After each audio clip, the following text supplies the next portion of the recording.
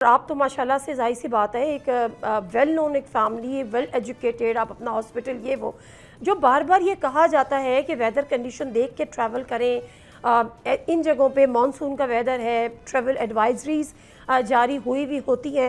I am sure کہ آپ لوگوں نے اس کو گو تھرو کیا ہوگا، لیکن اچانک اس کے باوجود یہ کس طرح سے ہوا سر؟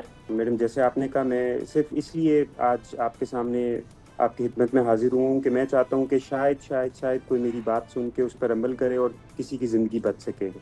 تو میڈم آپ نے بالکل ٹھیک کہا کہ جو پاکستان میں جو ویدر فور کاسٹ اور جو ایڈوائزریز جو ہم ایشو کرتے ہیں، لوگ جو ان سے ہیں وہ اس کو اگنور بھی کرتے ہیں.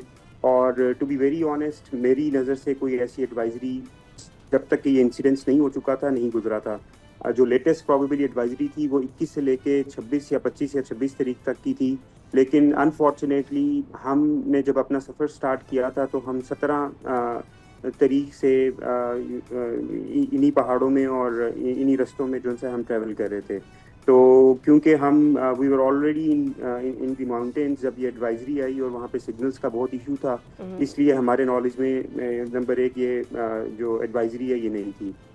سیکنڈلی جو میری ریکویسٹ ہوگی عوام سے وہ یہ ہے کہ پلیز خدارہ ان موسم میں کسی صورت بھی آپ ٹریول مت کریں ان ناردرن ایریاز پہ، کیونکہ یہ بہت انپریڈکٹیبل ہے. جب یہ انسیڈنٹس ہمارے ساتھ ہم نے فیس کیا ہے تو ہم نہ ہی تو کسی پانی کے پاس گئے تھے، ہم تو روڈ پہ ٹریول کر رہے تھے. سبسکرائب کریں اور بیل دبائیں تاکہ کوئی خبر رہ نہ جائے.